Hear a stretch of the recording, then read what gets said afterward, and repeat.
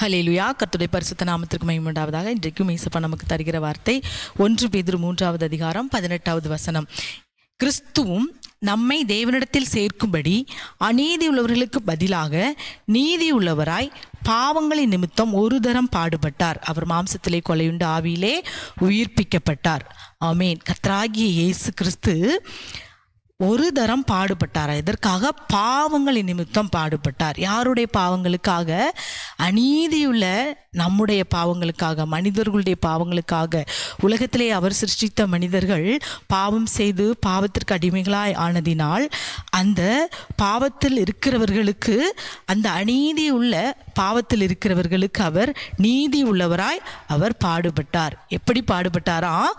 இரத்தம் சிந்தி அவர் மாம்சத்திலே கொலையுண்டு பாடுபட்டார். மாம்சத்திலே அவர் சொந்த மாம்ச சரீரம் இரத்தம் சிந்தி என்ன செஞ்சது?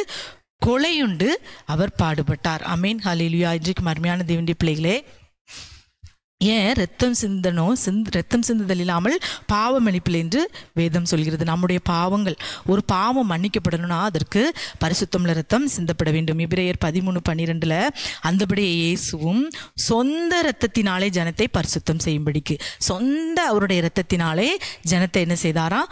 பரிசுத்தம் பண்ணினாராம். பரிசுத்தம் பண்ணும்படி அவர் நகரவாசலுக்கு புறம்பே பாடுபட்டார். இன்றைக்கும் அருமையான தேவனுடைய பிள்ளைகளே, நாம் பரிசுத்தமாக வேண்டும் என்றால் அதற்கு ஒரு பரிசுத்த ரத்தம் வேண்டும். அதுதான் அவருடைய சொந்த ரத்தம். எபிரேயர் 9:22 வாசிச்சு பார்த்தீங்கன்னா, நியாயப்பிரமாணத்தின்படி கொஞ்சம் குறைய எல்லாம் சுத்திகரிக்கப்படும், ரத்தம் சிந்துதல் இல்லாமல், இரத்தத்தினாலே சுத்திகரிக்கப்படும், ரத்தத்தின் சிந்துதல் இல்லாமல் பாவம் மன்னிப்பில்லை. ஆமேன். இன்றைக்கும் நியாயப்பிரமாணம் என்ன சொல்றது பார்த்தீங்கன்னா, ரத்தம் சிந்துதல் இல்லாமல் பாவம் மன்னிப்பில்லை. எல்லாம் கொஞ்சம் குறைய எல்லாமே இரத்தத்தினால் சுத்திகரிக்கப்படும். நாம் மனிதியுள்ளவர்களாகிய நாம் நீதி உள்ளவர்களாய் மாறும்படியாக அவர் நீதிபரராகிய இயேசு அவருடைய சொந்த இரத்தத்தை நமக்காக சிந்தினார். நமக்காக சிந்தி எப்படி ஒரு குருத்தொலை ஞாயிற்றில் என்ன செஞ்சாங்க? ஓசனா என்று சொல்லி கர்த்தரை ஆர்ப்பரித்தாங்க. எங்க? எருசலேம் நகரத்தில். அதே நகர வாசலிலே கர்த்தரை என்ன செய்தார்களாம்? சிலுவையை சுமந்து கொண்டு அவரை வாரினால் அடிக்கப்பட்டவரை அதே நகர வாசலுக்கு புறம்பே அவர் அந்த நேரத்தில் பாடுபட்டார். அதான் அந்த வசனம் சொல்லுது, பரிசுத்த செய்யும்படியாக நகர வாசலுக்கு புறம்பே பாடுபட்டார். எந்த நகரத்தில் கர்த்தரை உயர்த்தினாங்களோ அதே நகரத்தில் கர்த்தரை என்ன செஞ்சாங்க? பாடுகளுக்கு உட்படுத்தினார்கள். ஆமென். இன்றும் அருமையான தேவனுடைய பிள்ளைகளை, கர்த்தர் நமக்காக ஒரு தரம் பாடுபட்டார். மாம்சத்திலே கொலையுண்டு அவர் பாடுபட்டார். ஏனென்றா நம்மை சுத்திகரிக்கும்படி, நம்மை பரிசுத்தம் பண்ணும்படி அவர் மாம்சத்திலே கொலையுண்டார். மத்திய 26:28 பாவ மன்னிப்புண்டாகும்படி அநேகருக்காக சிந்தப்படுகிற புதிய உடன்படிக்கையின் என்னுடைய இரத்தமாய் இருக்கிறது என்று சொன்னார். அவருடைய இரத்தம் பாவ மன்னிப்புண்டாகும்படி புது உடன்படிக்கையின் இரத்தம் நமக்காக இன்றும் கல்வாரி சிலுவையிலே சிந்தப்பட்டிருக்கிறது. அதுதான் புது உடன்படிக்கையின் இரத்தம். அவருடைய சொந்த இரத்தத்தை சிந்தி நம்மை மீட்டு கொண்டார். ஆமென். 1 யோவான் 1:17 இயேசு கிறிஸ்துவின் ரத்தம் சகல பாவங்களையும் நீக்கி நம்மை சுத்திகரிக்கும். இன்றும் அருமையான தேவனுடைய பிள்ளைகளே, நம் ஒவ்வொருடைய பாவங்களை நீக்கி நம்மை பரிசுத்தம் பண்ணுவதற்காகவே இயேசு சிலுவையிலே அவருடைய கடைசி சொட்டு ரத்தத்தை சிந்தினார்.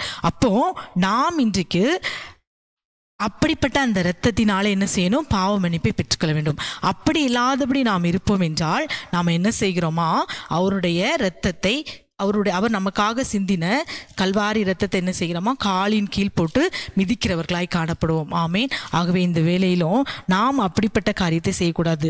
எபிரேயர் 10:29 பாருங்க, தேவனுடைய குமாரனை காலின் கீழ் மிதித்து தன்னை பரிசுத்தம் செய்த உடன்படிக்கையின் இரத்தத்தை அசுத்தம் என்று நீ கிருபையின் ஆவியை நிந்திக்கிறவன் எவ்வளவு கொடிதான ஆக்கினைக்கு பாத்திரனாயிருப்பான். நம்மை பரிசுத்தம் பண்ண வந்த அந்த உடன்படிக்கையின் இரத்தத்தை நாம் என்ன செய்யக்கூடாது? மறுதளிக்கவே கூடாது. அதை நாம் மறுதளிப்போம் என்றால் அவருடைய இரத்தத்தை என்ன செய்கிறோம்?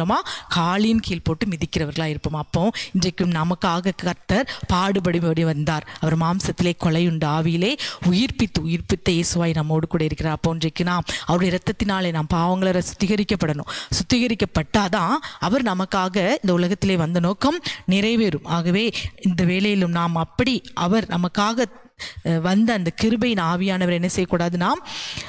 நிந்திக்கிறவர்களாய் நாம் காணப்படவே கூடாது. அந்த ரத்தம் வேண்டாம் என்று புறக்கணிக்கிறவங்க, மறுபடியும் பாவம் செய்கிறவர்கள் ரத்தத்தை என்ன செய்கிறோமா? காலின் கீழ் போட்டு மிதிக்கிறோமா? ஆகவே இந்த வேளையிலே, இந்த நாட்களில் நாம் சிலுவை பாடுகளை தியானிக்கிற இந்த நாட்களில் நாம் கர்த்தருடைய சமூகத்தில் என்னோடு கூட சேர்ந்து ஜெபிக்கிறீங்களா? அப்பாவுமே நாங்கள் நன்றியோடு ஸ்தோத்திரிக்கிறோம். இந்த வேளையிலும் கூட கர்த்தாவே, நீர் எங்களுக்காக உடைய சொந்த ரத்தத்தை சிந்தினீர். அநீதியுள்ளவர்களாகிய நாங்கள் நீதிபரராய் ஆகும்படியாக நீர் உடைய சொந்த ரத்தத்தை எங்களுக்காக சிந்தி நீதிபரராகிய நீர் மாம்சத்திலே கொலையுண்டீர் தகப்பனே. இந்த வேளையிலும் கூட கர்த்தாவே, இரத்தத்தினாலே இந்த வேளையில் எங்கள் ஒவ்வொருவரையும் பரிசுத்தம் பண்ணுங்க. அப்பா உம்மை ஸ்தோத்திரிக்கிறோம். எந்த சூழ்நிலையிலும் இரத்தத்தை காலின் கீழ் போட்டு மிதிக்கிறவர்களாய் காணப்படாமல், அந்த இரத்தத்தினால் பாவமன்னிப்பாகிய மீட்பை பெற்றவர்களாய், ஒரு மீட்பின் சந்தோஷத்தோடு காணப்படுகிற பிள்ளைகளாய் எங்கள் ஒவ்வொருவரையும் மாற்றும். என்னோடு கூட சேர்ந்து ஜெபிக்கிற பிள்ளைகளுக்கு இந்த நாளில் இந்த அனுபவத்தையும் அப்பா, இந்த பக்குவத்தையும் தாங்க. நீர் எங்களுக்காக பாடுபட்டீர். ஆகவே அப்பா, நாங்கள் உமக்காக உமோடு கூட எல்லா நிந்தையும் சகித்து உமோடு வாழ நிற்கிருபை செய்யும். பெரிய காரியங்களை செய்யும். சகல துதிகன மகிமை உமக்கே செலுத்துகிறோம். இயேசுவின் நாமத்தில் ஜெபிக்கிறோம் நல்ல பிதாவே. ஆமேன், ஆமேன்.